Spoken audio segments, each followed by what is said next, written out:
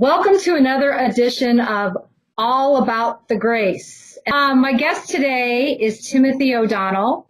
He has many talents. He is the co-host of the Catholic Cave, which is a Catholic radio show on Catholic Radio Indy, and they talk about philosophy and all that kind of jazz.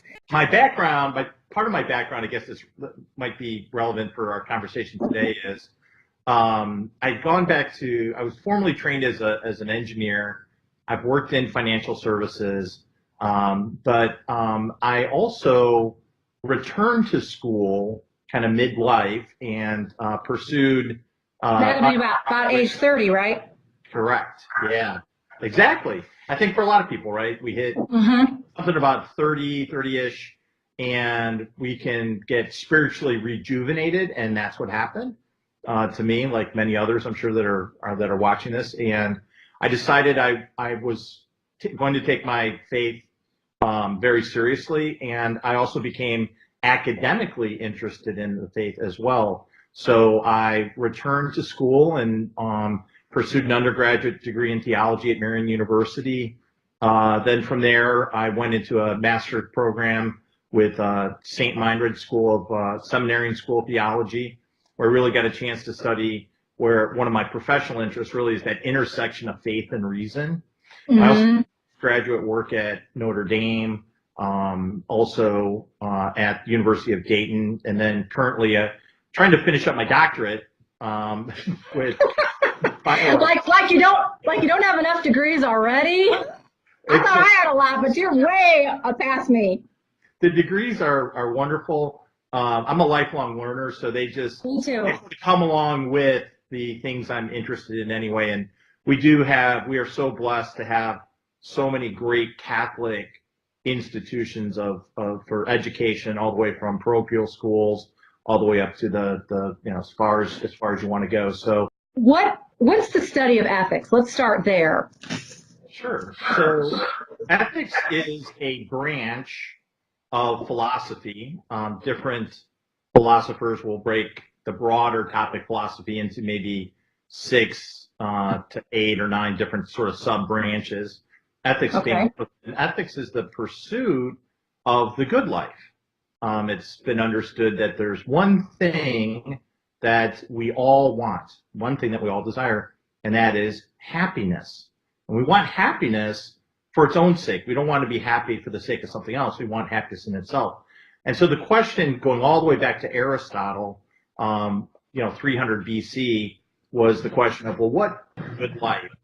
And the answer for Aristotle is a life well lived. Well, so how do we find happiness? So the good life is comprised of the choices that we make, the actions that we take, because that's what sort of can build us up and help us reach our full potential. I like Matthew Kelly's term, the best version of ourselves.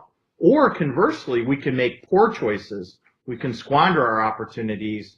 And in that sense, we diminish or dehumanize ourselves or others, and we become far less or even vicious in the process. Okay, so now what is morality? And I'm sure people would define that in many different ways, but maybe from the Catholic perspective, how would we, or Christians, how would we define morality? Well, and is there a definition? Yeah, there is a definition. I would say for and different groups can mean different things by morality, or define it differently. But I think generally speaking, when we speak of morality also as being a kind of code by which we can both govern ourselves, but we also might be governed as a people or society. The preeminent moral code is the Decalogue or 10 Commandments, as an example. Moral relativism is a term that indicates that in this sphere of morals, of assessing or judging or evaluating the rightness or wrongness, the good or evil of human action, that one cannot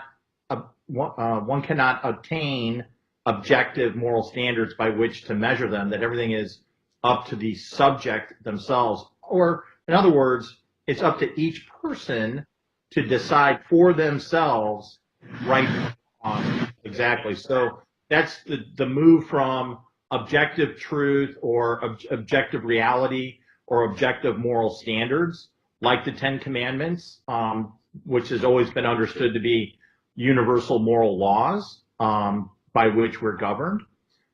Instead, you dispense with that, and you determine for yourself what rules or code you're going to live by. And therefore, it creates an enormous problem when we deny objective truth or objective moral standards or universal moral laws. Then what we're really left with, Brigid, at the end of the day is our feelings on how we feel. When it comes to the realm of ethics and morals, that each person is going to decide for themselves the rightness or wrongness of the action. So if you pay attention to those kinds of conversations, you'll hear the word feel come up often. Well, this is how I feel about it. Well, the problem is emotions are wildly unreliable and changeable. Our emotional state all throughout the day is all over the place. We're happy, we're sad, we're frustrated, we're gleeful, on and on and on. So that's not going to be an effective way. And there's not really a rightness or a wrongness. If you just say to me, hey, I'm feeling frustrated right now, well, there's not a moral content by which I can assess that. You know what I can say? Oh, you're gleeful. Yeah. You are gleeful a lot. That's when you were talking about gleeful. I'm like, yes, Timothy O'Donnell, the perpetual gleeful Irishman, is gleeful a lot.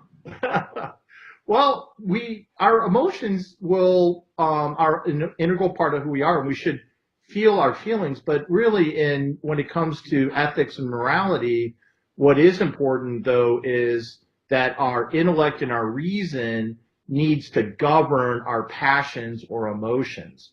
And because moral relativism claims that there are no objective moral standards, well, then at the end of the day, I'm just left to my own devices to figure out right from wrong. And because of fallen human nature, I'm likely to get a lot of things wrong. And from a cultural standpoint, it's the dominant ethical system that people have, whether they recognize they've adopted it formally or not, or could define it or not. It's this who am I to judge attitude. Don't judge me. And you're back. Moral relativism has now led us to this dominant moral system of, when we think about whether or not we should do something, would it be right or wrong to do X, Y, or Z? Typically what we do now is we simply say, well, as long as it's an individual who is acting autonomously, they're consenting to it, and they not harm others. So I've got those four things. I'm not sure why that keeps doing that. It's the bad guy. It is. It's George Soros. He's swept into the Batcave. That we see on display with Kavanaugh, the Kavanaugh hearing, had a lot to do with what Alistair McIntyre, professor of philosophy at Notre Dame, called emotivism, meaning that when we approach moral or ethical issues, the dominant fact that we're contending with are each other's emotions, and that our emotions or our feelings are what's most important and have to be preserved. But the problem is, you and I have different emotions. Right. If we don't have objective standards or objective truth to appeal to, then what happens is our emotions will inevitably clash, and the only way to resolve the clash is through power. I didn't know you were going to have that you were going to do demonstrations here, and I think you cut out, so give that demonstration again. I got nothing. I don't got any demonstrations, but go ahead and give me that demonstration about the powerful. Sure. So if we believe that all that's going on in debate or controversy is a contest of wills over our emotions, you feel about it one way, I feel about it a different way, we're going to clash. And we saw that. We saw that on display with the Kavanaugh hearings. We're going to clash. Well, since in this emotivism system, there is no appeal to objective moral truth, then what has to happen is the only way we're going to resolve our conflict is by power. You're going to have the powerful are going to have to then come down and what? Force their feelings, their point of view on the other. Maybe Skype does not want us to have any demonstrations because demonstrations. There's no objective truth. There's nothing for us to seek together in common.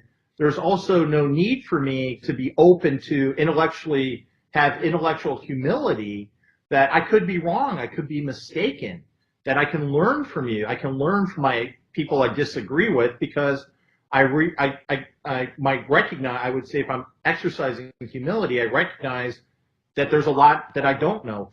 In fact, there's far more that I don't know than I do know. And that if we're brothers and sisters in arms seeking the truth of things, then we're open to correction, we're open to discovery, we're open to refining and honing our positions. When our raw emotions conflict, there is the only avenue to resolve that is through power. So that's going to be me asserting my views over and against yours, or you trying to do that to me. And you see that in the Kavanaugh hearings quite frequently because no one brought up objective moral standards. There was a lot about how people feel about things, but there was an attempt, I would say, by Kavanaugh and some of his supporters, and when they were locked in the he said, she said conversation, what's the way to break through that? Well, you have to marshal together facts, evidence, and better arguments to those who are willing to listen to arguments. But you'll notice, even when presented with things like no corroboration, you notice with like Dr. Blasey Ford that in the people she said that were at that event, none of them corroborated her side of things. There was a letter that was put up by the woman asking the questions, the prosecutor, and she stated that the inconsistencies alone would make her hesitant to follow any sort of prosecution of Kavanaugh based on that. So I do think towards the end here, before the final confirmation, there has been some effort to return us towards a sphere of knowledge where facts, evidence, and arguments do matter. So I guess in looking at this, and I mean, I don't know what the statistics were in terms of how many people viewed the hearing. I'm guessing maybe the numbers were bigger than the Super Bowl, how many people tuned into that, because pretty much everybody I talked to had watched it, and it was going on all day. And I'm just kind of curious, how do we balance an accusation with people who may be falsely accused? What makes America different than a lot of other nations is the presumption of innocence. So that when you presume someone's innocent, it also, the other side of that coin is it's a shield against false accusations. Is depending on whether it's a criminal case or a civil case, there's a difference between say the preponderance of the evidence in a civil case to win it versus in a criminal case you have to go beyond a reasonable doubt. So there are from that. I would say primarily the veracity of he said, she said. But the one other element that I would bring up that I think others have touched on, and it pertains specifically to ethics, and that is that it seems that Kavanaugh, by and large, you look that the accusations don't comport very well with everything we do know about his public and private life as he's lived it. So, it seems like, the glove doesn't fit, as so to speak, on Kavanaugh, because what we do find, especially when it comes to sexual misconduct, it's very frequently the case that over time you're going to have multiple witnesses. This is the whole Me Too movement, right? And we saw that these are not kind of like a one and done kind of thing. And then I would say the last thing that's important for us to keep in mind too is especially as Catholic Christians, is this notion of conversion, repentance, and taking a new, and it's all about the grace, right? It's about Right. God's grace and healing, and becoming, and grace building on our weak, fallen nature to become a new creation in Christ. Look at St. Paul, right? St. Paul, the great persecutor, including murder of Christians, to one of the greatest saints that we have. So we also have to remain open to, and this isn't, the Kavanaugh case per se, Right. it applies to all of us, that people can do things, especially when we're younger, that we're ashamed of, we regret, they could be criminal, but we also have to be open to the grace and the possibility that God wants to move us out of those situations, out of who we were, to become the best version of ourselves. I think what you're saying, Tim, is that none of us are perfect, and that if we're all being held to a standard of absolute perfection without any forgiveness or redemption, where does that leave any of us? Because yeah, you're absolutely right. And one perfect person, and it was Jesus. and I ain't him, And that's an excellent point. There's you're right. We're not trying to, dismiss the fact that there are, if anyone was engaged in criminal activity, sure, that ought to be considered as a disqualifier, taken for any position, whether it's Supreme Court or anywhere else. Yep. But at the same time, there also was a lot of testimony that had to do with, like you said, the yearbook and some of these other things that, again, as teenagers, when that yearbook came up, I don't have my yearbooks anymore. I don't know where they are. And I did cringe. I'm like, and I don't know I don't remember really what I wrote in anyone else's. I'm sure I said a lot of stupid, silly stuff, looking, if I can look back 30 years. I think everyone wants to acknowledge that this is someone who comes across as genuinely been traumatized by something and perhaps someone. It's getting to the bottom of that. Where do we go from here in terms of civil discourse, having conversations, resolving differences?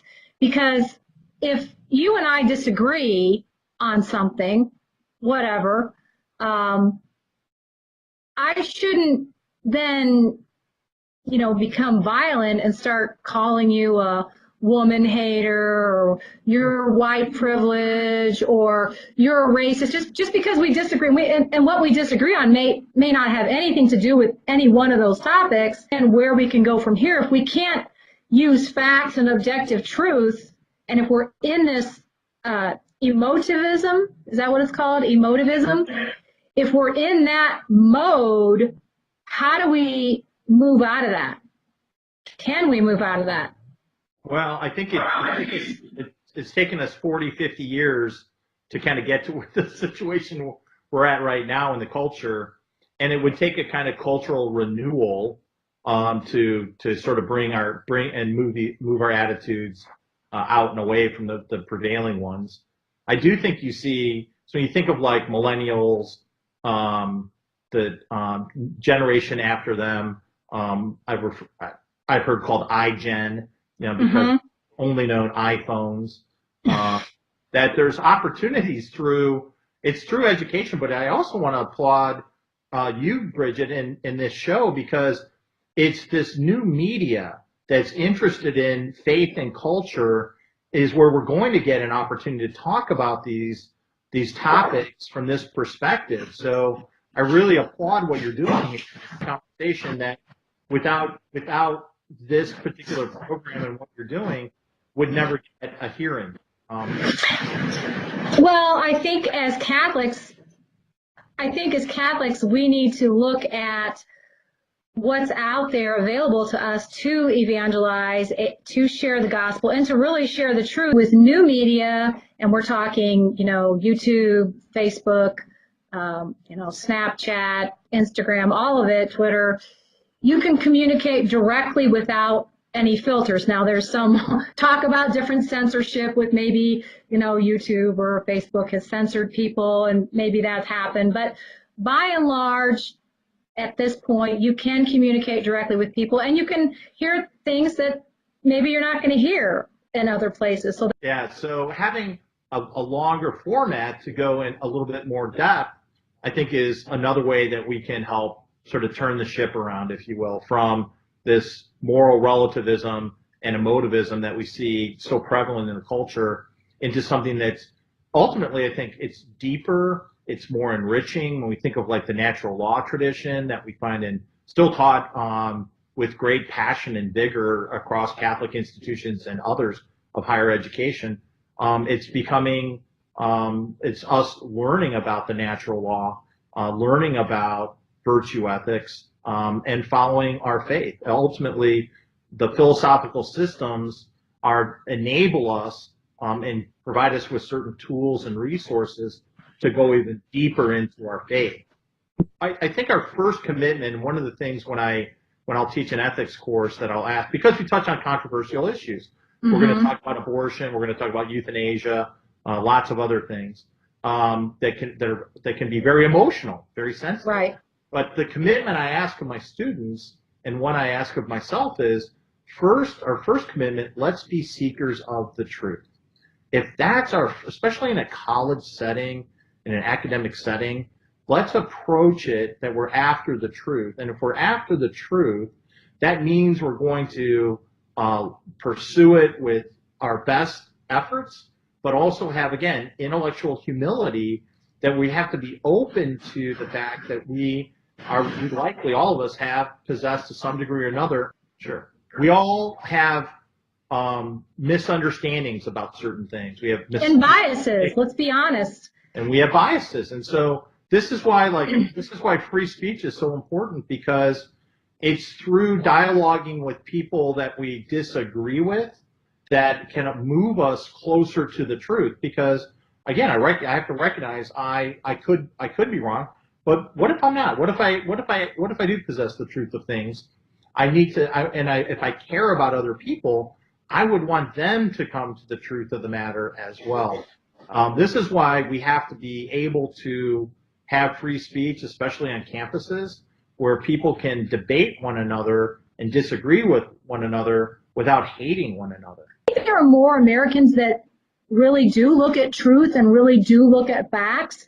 And sure, there's some that don't, but I do think it's very difficult that when you get to emotionally charged issues, it is difficult to maintain composure and rational thought.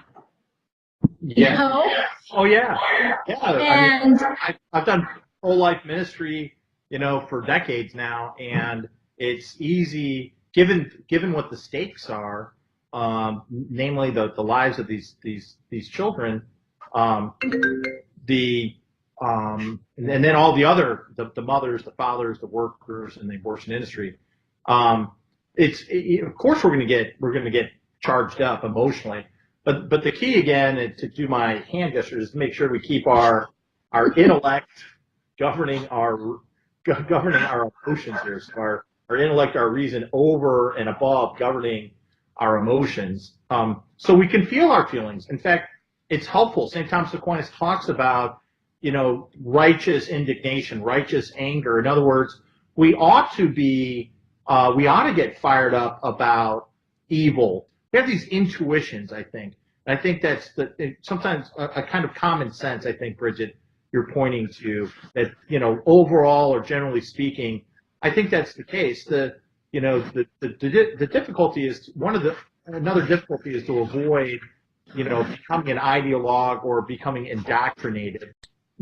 We become an ideologue or become driven by ideology when we become impervious to any sort of revision or updating or change or modification. We become almost like, in a biblical sense, I would say, hearts of stone. When our hearts become stony, then we have these commitments, and we're not going to forgo the commitments, even in the face of new facts, new evidence, better arguments, better reasons to believe otherwise. No, even in the face of that, I'm Don't want to listen to that. You're right. You have to read across a wide variety of different sources. You have to discipline yourself to listen to people that you disagree with. Go to sites that you know might just really bacon, right? When you pull it up, just fry your bacon, right? Yeah, it's gonna hurt. But I gotta figure out what they're saying and why. I want to be active in the culture.